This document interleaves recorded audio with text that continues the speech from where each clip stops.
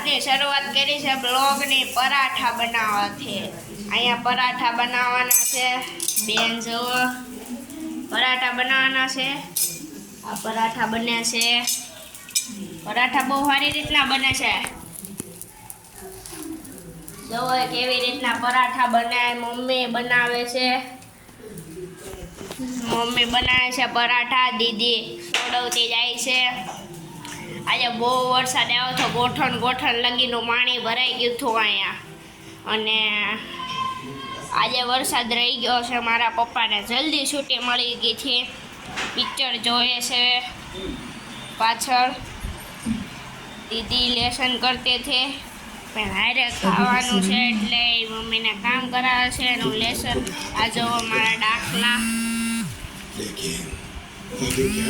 મારા ચેક કરતી હતી દાખલા ઈ, પણ છે ને મમ્મીએ બોલાવી લીધી, એમાં ન કરી શકીએ।